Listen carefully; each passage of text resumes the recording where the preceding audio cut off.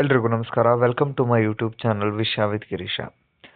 So last ಕ್ಲಾಸಲ್ಲಿ ನಾನು cost method ಪ್ರಾಬ್ಲಮಲ್ಲಿ ಕನ್ಸೈನ್ಮೆಂಟಲ್ಲಿ ಪ್ರಾಬ್ಲಮ್ ಎಕ್ಸ್ಪ್ಲೈನ್ ಮಾಡಿದ್ದೆ. ಸೊ ಇನ್ನೊಂದು ಪ್ರಾಬ್ಲಮ್ ಒಂದಿಗೆ ಬಂದಿದ್ದೀನಿ. ಸೊ ಪ್ರಾಬ್ಲಮ್ ನೋಡೋಣ. Amar electronics Bengaluru consigned 2500 units of electronic computers. So ನೋಡಿ, ಅಮರ್ ಎಲೆಕ್ಟ್ರಾನಿಕ್ ಏನಿದ್ದಾರೆ ಅವರು ಕನ್ಸೈನರ್ 2500 ಗೂಡ್ಸ್ನ 300 ರೂಪಾಯಿನಲ್ಲಿ ಕಳಿಸ್ಕೊಡ್ತಿದ್ದಾರೆ ಒಂದು ಗೂಡ್ಸ್ನ. ಸೊ ಫಸ್ಟ್ ಎಂಟ್ರಿ ಇದೆ, 2 goods sent on consignment account 2500 into 300. ಉದಯ್ಪುರಿಗೆ ಕಳಿಸ್ಕೊಡ್ತಿದ್ದಾರೆ ಮನೋಜ್ ಅನ್ನುವಂಥ ವ್ಯಕ್ತಿಗೆ, ಅವ್ರ ಕನ್ಸೈನಿ.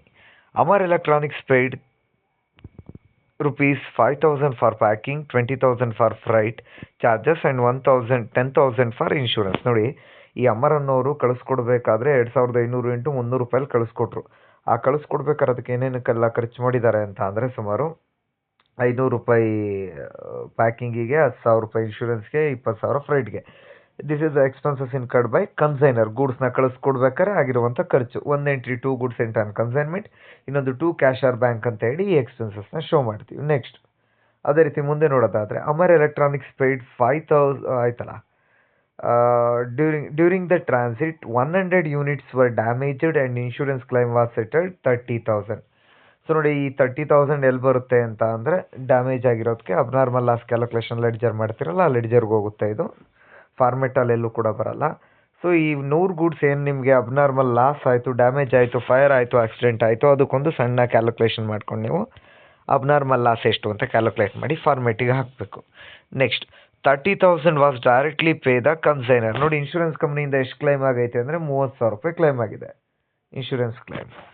ವಿಚ್ ದ ಮನೋ took delivery after the consignment. ನೋಡಿ, ನಾವು ಕಳಿಸಿದಂಥ ಇನ್ನೂ 2500 ಯೂನಿಟ್ನಲ್ಲಿ ಎಷ್ಟು ಯೂನಿಟು ಸುಟ್ಟೋಯ್ತು ಅಥವಾ ಹಾಳಾಯಿತು ಅಂದರೆ 100 ಯೂನಿಟ್ ಡ್ಯಾಮೇಜ್ ಆಯಿತು. ಅಲ್ಲಿಗೆ ಮನೋಜ್ ಇಳಿಸ್ಕೊಳ್ಳುವಂಥ ಗೂಡ್ಸ್ಗಳ ಸಂಖ್ಯೆ ಓನ್ಲಿ 2,400. ಬಿಕಾಸ್ ಡ್ಯಾಮೇಜ್ ಗೂಡ್ಸ್ನ ಅವರು ಇಳಿಸ್ಕೊಳ್ಳಲ್ಲ. 2,400 ಗೂಡ್ಸ್ನ ಅವರು ಡೆಲಿವರಿ ತೊಗೊಳ್ತಾರೆ. And the accepted A bill 2,50,000 for 3 months. ನೋಡಿ, 2.5 ಲಕ್ಷ ರೂಪಾಯಿ ಅಡ್ವಾನ್ಸ್ನ ಇಸ್ಕೊಳ್ತಾರೆ ಯಾರು, ಅಮರ್ ಎಲೆಕ್ಟ್ರಾನಿಕ್ಸ್ ಅವರು. ಅಂದರೆ ಇವ್ರು ಪೇ ಮಾಡ್ತಾರೆ. ಇದು ಅಷ್ಟೇ.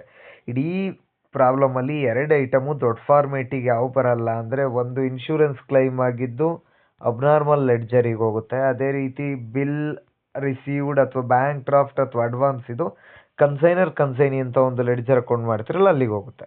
ಇದು ಬಿಲ್ದು 1,500 units were sold 420 each and 700 units were sold 450 each.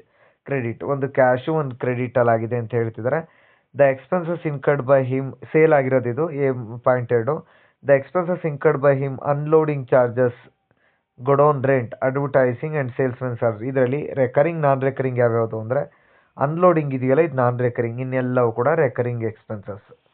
ಇದು ಕ್ಯಾಲ್ಕುಲೇಷನ್ಗೆ ಯೂಸ್ ಮಾಡ್ಕೊಳ್ತೀವಲ್ಲ, ಹಂಗಾಗಿ ಡಿವೈಡ್ ಮಾಡ್ಕೊಡ್ತೀವಿ ರೆಕರಿಂಗ್ ನಾನ್ ರೆಕರಿಂಗ್ ಯಾವುದು ಅಂತ. Mister Manoj on ordinary commission 5%, del credere commission, ordinary commission 5% ಅಂತ, del credere commission 2.5% on all sale. All sales is nothing but a total sales ಮೇಲೆ ಮಾಡಿ ಅಂತ ಹೇಳಿ ಹೇಳ್ತಿದ್ದಾರೆ. Ordinary commission 5%, del credere commission 2.5% on sale ಅಂತ ಹೇಳಿ. You are required to calculate consignee account, consignor account, consignment account and abnormal loss account. ಡೈರೆಕ್ಟಾಗಿ ಈಗ ಪ್ರಾಬ್ಲಮಿಗೆ ಹೋಗೋಣ ನಾವು. ಫಸ್ಟ್ ದೊಡ್ಡ format consignment account. So consignment ಅಕೌಂಟಲ್ಲಿ ಫಸ್ಟು ಕನ್ಸೈನರ್ ಏನು ಗೂಡ್ಸ್ನ ಏನು ರೇಟಲ್ಲಿ ಕಳಿಸ್ಕೊಟ್ಟ, 2,500 ಯೂನಿಟ್ನ 300 ರೂಪಾಯಲ್ಲಿ ಕಳಿಸ್ಕೊಟ್ಟ, 7.5 ಲಕ್ಷ. ಕಳಿಸ್ಕೊಡ್ಬೇಕಾದ್ರೆ ಏನೇನೆಲ್ಲ ಖರ್ಚಾಯಿತು, ಒಂದು ಪ್ಯಾಕಿಂಗ್ ಖರ್ಚಾಗಿದೆ, ಫ್ರೈಟಿಗೆ ಖರ್ಚಾಗಿದೆ, ಇನ್ಶೂರೆನ್ಸ್ ಖರ್ಚಾಗಿದೆ, ಟೋಟಲ್ ಮಾಡಿ ಹಾಕ್ತೆ. ಕಳಿಸ್ಕೊಟ್ಟ ಒಂದು 2 ಎಂಟ್ರಿ ಮುಗೀತು. ಈ ಇಳಿಸ್ಕೊಳ್ಳೋನು ಮನೋಜ್ ಇಳಿಸ್ಕೊಂಡಿದ್ದು 2,500 ಯೂನಿಟ್ನಲ್ಲಿ 100 ಯೂನಿಟ್ ಹಾಳಾಯಿತು, 2,400 ಯೂನಿಟು. ಅದಕ್ಕೆ ಅವನಿಗೆ recurring expenses godown rent, advertising, sales commission ಇಷ್ಟಾಗಿದೆ. ಇನ್ನು ನಾನ್ ರೆಕರಿಂಗ್ ಬಂದು ಒಂದೇ ಒಂದು ಅನ್ಲೋಡಿಂಗ್. ನಾನ್ ರೆಕರಿಂಗ್ ನೆನಪಲ್ಲಿರಲಿ, unloading, clearing tax, entry tax, custom duty, carriage inward ಆಗಿರ್ಬೋದು, ಸೊ ಅನ್ಲೋಡಿಂಗ್ ಆಗಿರ್ಬೋದು, ಫ್ರೈಟ್ ಟ್ರಾಯ್, ಅವೆಲ್ಲವೂ ಕೂಡ ನಾನ್ ರೆಕರಿಂಗ್. ಡಿವೈಡ್ ಮಾಡಿ ತೊಗೊಂಡಿದ್ದೀವಿ, ಬಟ್ ಔಟರ್ ಕಾಲಮಿಗೆ ಟೋಟಲ್ ಒಟ್ಟಿಗೆ ಹಾಕಿದ್ದೀವಿ. ನೆಕ್ಸ್ಟು ಕಮಿಷನ್ ಕೊಡಬೇಕಲ್ವ. ಕಮಿಷನ್ ಕೊಡಬೇಕಂದ್ರೆ ಸೇಲ್ ಆಗಬೇಕು. ಸೇಲ್ ಹೇಳಿದ್ದ ಅವನೇ 1,500 ಇಂಟು 420 6,30,000 ಒಂದಿದೆ, 700 ಇಂಟು 450 3,15,000 ಒಂದಿದೆ. ಟೋಟಲ್ ಸೇಲ್ ಔಟರ್ ಕಾಲಮ್ಗೆ ಆಗ್ತದೆ. ಈಗ ನೆಕ್ಸ್ಟ್ ಇಲ್ಲಿ ಬನ್ನಿ, ಆರ್ಡಿನರಿ ಕಮಿಷನ್ 5% ಒಂದು ತೊಗೊಳ್ತೀವಿ, ಟೋಟಲ್ ಸೇಲ್ಸ್ ಮೇಲೇ ಹೇಳಿದ್ದಾನೆ ಇಲ್ಲಿ. ದೆನ್ ಕ್ರೆಡಿಟ್ ಸೇಲ್ಸ್ ಬಂದ್ಬಿಟ್ಟು ಅದು ಕೂಡ ಟೋಟಲ್ ಸೇಲ್ಸ್ ಮೇಲೆ ಹೇಳಿದ್ದಾನೆ. ಎರಡೂ ಸಪ್ರೇಟ್ 5% ಟೋಟಲ್ ಸೇಲ್ಸ್ ಮೇಲೆ ಕ್ಯಾಲ್ಕುಲೇಟ್ ಮಾಡ್ಕೊಂಡ್ವಿ. ನೆಕ್ಸ್ಟ್ ಇನ್ನು ಉಳಿದಿರೋದು ಈ ಕಡೆ ಸೇಲ್ ಆಗಿದೆ. ಅಬ್ನಾರ್ಮಲ್ ಲಾಸ್ ಕ್ಯಾಲ್ಕುಲೇಷನ್ ಒಂದು ಮಾಡಬೇಕು, ಕನ್ಸೈನ್ಮೆಂಟ್ ಕ್ಯಾಲ್ಕುಲೇಷನ್ ಒಂದು ಮಾಡಬೇಕು. ಇಲ್ಲಿ ಕೆಳಗಡೆ ನೋಡೋಣ. ಕ್ಯಾಲ್ಕುಲೇಷನ್ ಆಫ್ ಅಬ್ನಾರ್ಮಲ್ ಲಾಸ್ ಆಗಿದ್ದು ನಿಮ್ಗೆ ಎಷ್ಟು ಯೂನಿಟು? ಸುಮಾರು 100 ಯೂನಿಟ್ ಲಾಸ್ ಆಗಿದೆ. 1 ಯೂನಿಟ್ ನೀವು ಎಷ್ಟು ರೇಟಲ್ಲಿ ಕಳಿಸ್ಕೊಟ್ಟಿದ್ರಿ ಅಂದರೆ 300. ಸೊ ಅಲ್ಲಿಗೆ 30,000 added proportionate non recurring expenses paid by consignor. ಸುಮಾರು 35,000 ಖರ್ಚಾಗಿದ್ದು ಎಷ್ಟು ಕೂಡಿಸಿಗ ಅವನಿಗೆ 2,500 ಯೂನಿಟ್ ಕಳ್ಸೋಕ್ಕೆ. ಈಗ ಉಳಿದು ಈಗ ಹಾಳಾಗಿರೋ ಯೂನಿಟ್ಟು 100 ಎಷ್ಟು ಬರುತ್ತೆ ಅಂದರೆ ನಿಮಗೆ ಆಲ್ಮೋಸ್ಟು ಇಲ್ಲೊಂದು 1,100 ರೂಪಾಯಿ ಬರುತ್ತೆ. ಟೋಟಲ್ 31,400 ನಿಮಗೆ ಆಗಿರುವಂಥ ಲಾಸ್. ಅದನ್ನು ಅಬ್ನಾರ್ಮಲ್ ಲಾಸ್ ಅಕೌಂಟಿಗೆ ಹಾಕಿದ್ವಿ. ಇನ್ನು next calculation of consignment stock. Consignment stock is nothing but A closing stock. ನಿಮಗೆ ಗೊತ್ತು, ನೀವು ಕಳಿಸ್ಕೊಟ್ಟಿದ್ದು ಗೂಡ್ಸು 2,500, ಅದರಲ್ಲಿ ಡ್ಯಾಮೇಜ್ ಆಗಿದ್ದು 100, ಅವ್ನು ಇಳಿಸ್ಕೊಂಡಿದ್ದು 2,400, ಅದರಲ್ಲಿ 1,500 700 ಮಾರಿ ಸುಮಾರು 2,200 ಮಾರಿದೆ. ಇನ್ನು 200 ಗೂಡ್ಸ್ ಉಳಿದಿದೆ. ಇದೇ 200 ಗೂಡ್ಸಿಗೆ ನೀವು ಕನ್ಸೈನ್ಮೆಂಟ್ ಸ್ಟಾಕ್ ವ್ಯಾಲ್ಯೂ ಎಷ್ಟು ಅನ್ನೋದು ಕಂಡುಹಿಡಬೇಕು. ಇಲ್ಲಿ ನೋಡಿ, 200 ಇಂಟು ನಾವು ಕಳಿಸ್ಕೊಟ್ಟಿದ್ದ rate 300, 60,000 value. Added proportionate non recurring expenses paid by consignor. 35,000 2,500 ಯೂನಿಟಿಗಾದರೆ 200 ಯೂನಿಟಿಗೆ ಎಷ್ಟು ಮಾಡಿದಾಗ ನಿಮಗೆ 2,800 ರೂಪಾಯಿ ಬಂತು. ಅದೇ ರೀತಿ proportionate non recurring expenses paid by consignee. ಅವನು ಕೂಡ ಎಷ್ಟು ಖರ್ಚು ಮಾಡಿದ್ದಾನೆ ಅಂದರೆ ಸುಮಾರು ನಾನ್ ರಿಕರಿಂಗ್ ಎಕ್ಸ್ಪೆನ್ಸಸ್ ಬಂದು ಇಲ್ಲಿ ನಾನ್ ರಿಕರಿಂಗ್ ಎಕ್ಸ್ಪೆನ್ಸಸ್ 7,200 ಐತೆ. ಅದು ಮಾತ್ರ ತೊಗೋಬೇಕು, ರೆಕರಿಂಗ್ ತೊಗೊಬಾರ್ದಿಲ್ಲಿ.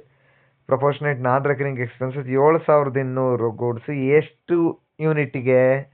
ನಾಟ್ 2,500, 2,400 ಯೂನಿಟ್ ಅವನು ಇಳಿಸ್ಕೊಂಡಿದ್ದು.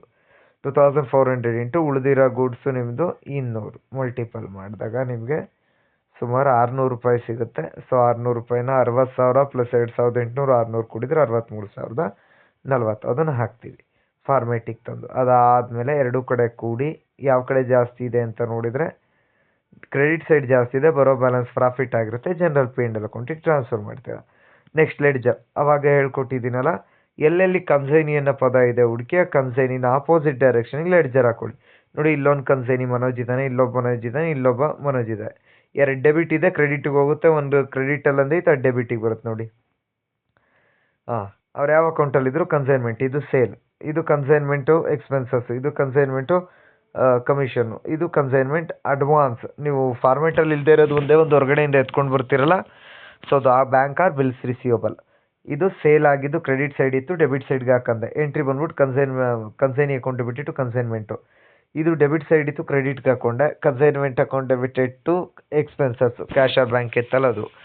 ಇದು ಕಮಿಷನ್ನು, ಇನ್ನೊಂದು ಬಿಲ್ಸ್ ರಿಸೀವಬಲ್. ಹೊರಗಡೆಯಿಂದ ಎತ್ಕೊಬಂದಿದ್ದು ಒಂದೇ ಫಾರ್ಮೇಟ್ ಬಿಟ್ಟು ಅದೇ ಬಿಲ್ಸ್ ರಿಸೀವಬಲ್. ನೆಕ್ಸ್ಟ್ ನೋಡೋದಾದರೆ ನೆಕ್ಸ್ಟು ಕನ್ಸೈನರ್ ಅಕೌಂಟ್. ಇದು ವೆರಿ ಈಸಿ. ಇಲ್ಲೇನು ಅಮೌಂಟ್ ಡೆಬಿಟ್ ಸೈಡ್ ಇದೆ ಅದೆಲ್ಲ ಕ್ರೆಡಿಟಿಗೆ ಹಾಕೊಳ್ಳಿ. ಇಲ್ಲಿ ಕ್ರೆಡಿಟ್ ಏನೈತೆ ಅದನ್ನು ಡೆಬಿಟಿಗೆ ಹಾಕೊಳ್ಳಿ. ಅದಕ್ಕೆ ಕನ್ಸರ್ನ್ಡ್ ಅಮೌಂಟ್ನ ಹಾಕ್ತಾ ಹೋಗೋಣ. ಸೊ ಡೆಬಿಟಿಂದ ಈ ಕಡೆಗೆ ಬಂದಿದ್ದ ಅಮೌಂಟ್ ಯಾವುದು ಅಂದರೆ ಸೇಲ್ ಆಗಿರೋದು. ನೋಡಿ, ಇಲ್ಲಿ ಏನು 9,45,000 ಇದೆ, ಸೇಲ್. ಅದ್ರ ಹೆಸರು ಅಲ್ಲಿ ಕೊಡಿ, ಸೇಲ್ ಅಂತ. ಇನ್ನು 32,200 ಇದ್ದದ್ದು ಏನು ಅಂತ ಅಂದರೆ 32,200 ಇದ್ದದ್ದು total this is expenses to cash or bank. Next ಇದ್ದಂಥದ್ದು 70,875 ಕಮಿಷನ್ ಡೆಬಿಟ್ ಸೈಡ್ ಇತ್ತು. ಇನ್ನು 2.5 ಲಕ್ಷ ಬಿಲ್ಸ್ ರಿಸೀವಬಲ್. ಅಲ್ಲಿ ಬಿಲ್ಸ್ ರಿಸೀವಬಲ್ ಆದರೆ ಇಲ್ಲಿ ಬಿಲ್ಸ್ ಪೇಯಬಲ್ ಆಗುತ್ತೆ. ಇನ್ನು ಮಾಮೂಲಿ ಟೂ ಬ್ಯಾಲೆನ್ಸ್ ಬರಾಟು. ಇದು ವೆರಿ ಈಸಿ. ಈ ಕಡೆ ಇರೋ ಅಮೌಂಟ್ ಎಲ್ಲ ಈ ಕಡೆಗೆ ಬರುತ್ತೆ, ಈ ಕಡೆ ಇರೋ ಅಮೌಂಟ್ ಎಲ್ಲ ಇಲ್ಲಿಗೆ ಬರುತ್ತೆ. ಬಟ್ ಇದೇ ಹೆಸರು ಬರೋದ್ರೆ ಅದಕ್ಕೆ ಡಿಫ್ರೆನ್ಸ್ ಏನೂ ಇರಲ್ಲ. ಸೊ ಹಾಗಾಗಿ ಆ ಕನ್ಸರ್ನ್ಡ್ ಎಕ್ಸ್ಪೆನ್ಸಸ್ ಏನಿತ್ತು ಅದನ್ನು ದೊಡ್ಡ ಫಾರ್ಮೇಟಲ್ಲಿ ನೋಡಿ ಬರಿತಾ ಬಂದರೆ ಮುಗೀತು. ನೆಕ್ಸ್ಟ್ ಆದರೆ ಅಲ್ಲಿ ಕನ್ಸರ್ನ್ಡ್ ನಿಮಗೆ ದೊಡ್ಡ ಫಾರ್ಮೇಟಲ್ಲಿ ಸಿಗುತ್ತೆ, ಕೆಲವು ಸಿಗುತ್ತೆ. ಬಟ್ ಬಿಲ್ಸ್ ರಿಸೀವಬಲ್ ನೀವು ಎಲ್ಲಿಂದ ತರಬೇಕು? ಅಡ್ಜಸ್ಟ್ಮೆಂಟಲ್ಲಿರುತ್ತೆ, ಅಲ್ಲಿಂದ ಎತ್ಕೊಂಡು ಬರಬೇಕು. Next abnormal calculation very easy. Abnormal loss account ಎಲ್ಲಿದೆ? ದೊಡ್ಡ ಫಾರ್ಮೇಟಲ್ಲಿ ಕ್ರೆಡಿಟ್ ಸೈಡ್ ಐತೆ. ನಾವು ಯಾವ ಕಡೆ ಹಾಕೋಬೇಕು ಇವಾಗ? Debit side to consignment. ಇದು ಹೆಂಗೆ ಕನ್ಸೈನ್ಮೆಂಟ್ ಅಂದರೆ ಅಬ್ನಾರ್ಮಲ್ ಲಾಸ್ ಯಾರ ಅಕೌಂಟಲ್ಲಿ ಇದ್ದದ್ದು? ಕನ್ಸೈನ್ಮೆಂಟ್ ಅಕೌಂಟಲ್ಲಿ. ಇಲ್ಲೂ ಕೂಡ ಅಷ್ಟೇ, ಇದೆಲ್ಲ ಇದ್ದದ್ದು ಯಾವುದರಲ್ಲಿ? ಇದರಲ್ಲಿ. ಇನ್ನು ಈ ಕಡೆ ಬ್ಯಾಂಕಿಂದಾಗ ನಿಮಗೆ ಇಲ್ಲಿ ಬಂದಿರೋ ಬ್ಯಾಂಕ್ ಯಾವುದು ಅಂದರೆ ಇನ್ಶೂರೆನ್ಸ್ ಕ್ಲೈಮ್ ಆಗಿರೋದು. ಇನ್ಶೂರೆನ್ಸ್ ಕ್ಲೈಮ್ ಆಗಿರೋದು ಬ್ಯಾಂಕಿಗೆ ದುಡ್ಡು ಎಷ್ಟು ಹೋಯಿತು? 30,000. ನಿಮ್ಗೆ ಎಷ್ಟು ಲಾಸ್ ಅಂದರೆ 1,400. ಟೋಟಲ್ ಪ್ರಾಬ್ಲಮ್ನ ಒಂದು ಬಾರಿ ಕ್ಲಿಯರ್ ಮಾಡಿಕೊಂಡು ನೀಟಾಗಿ ನೋಡ್ಕೊಳ್ತಾ ಹೋಗಿ. ಕ್ವಶನ್ನ ಬೇಕಾದ್ರೆ ಒಂದು ಬಾರಿ ಸ್ಕ್ರೀನ್ಶಾಟ್ ತೆಗೆದಿಟ್ಕೊಂಡು ನೀಟಾಗಿ ಅರ್ಥ ಮಾಡ್ಕೊಳ್ಳಿ. Thank you.